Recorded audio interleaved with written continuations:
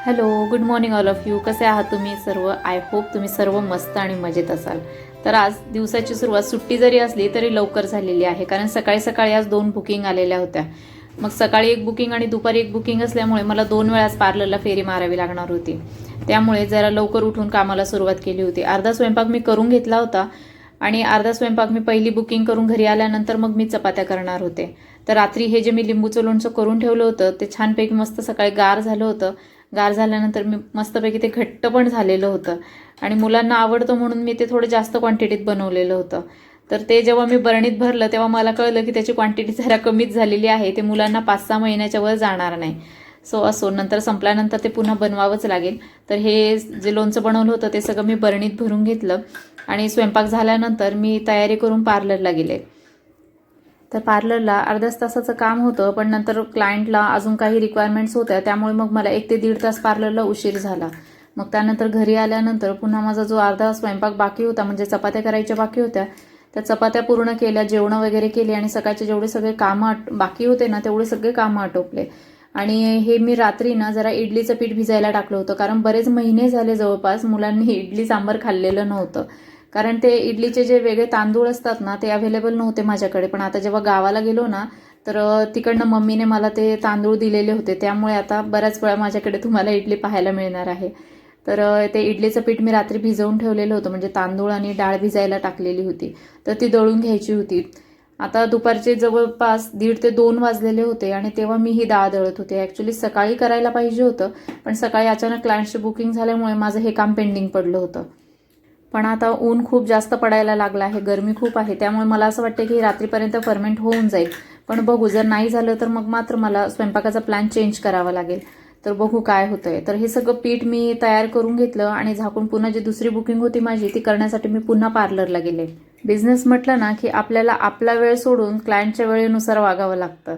म्हणून आपलं कितीही महत्त्वाचं काम असू दे ते आपल्याला सोडून क्लायंटचं रिक्वायरमेंट आधी पूर्ण कराव्या लागतात. तर हे सगळं पीठ वगैरे दळल्यानंतर पार्लरला गेले, ते क्लायंट कंप्लीट केलं आणि पुन्हा संध्याकाळी मी घरी आले. संध्याकाळी घरी आल्यानंतर जेव्हा मी ते पीठ बघितलं ना तर ते मस्तपैकी फर्मेंट झालेलं होतं आणि पातेलं गच्च भरलं होतं.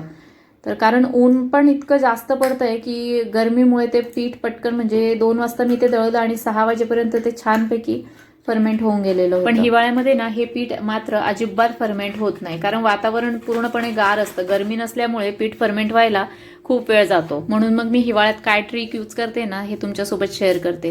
हिवाळ्यात मी जेव्हा हे तांदूळ आणि डाळ भिजायला टाकते तेव्हा मेथीचे 8-10 दाणे त्यासोबत भिजायला टाकते आणि एक मूठभर पोहे मी त्याच्यामध्ये भिजायला टाकते आणि ते सुद्धा त्याच्यासोबत ग्राइंड करून घेते मिक्सरमध्ये.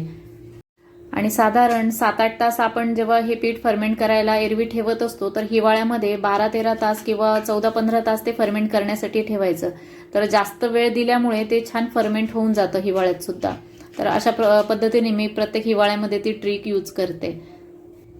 तर हे मिक्सरमध्ये ग्राइंड करता करता क्लायंटचे मला 2 वेळा कॉल येऊन गेलेले होते, कारण क्लायंटचा मी जो अपॉइंटमेंटचा टाइम दिलेला होता तो टाइम होऊन गेलेला होता, म्हणून क्लायंटचे 2 वेळा कॉल येऊन गेले. पण हे काम पण मला अर्धवट सोडता येत नव्हतं, कारण ते मला अर्धवट आता सोडेल आणि ते पीठ जे ग्राइंड केलंय ते फर्मेंट झालं असतं आणि बाकीचं मात्र तसंच राहिलं असतं, त्यामुळे तेही काम मला सोडता येत नव्हतं.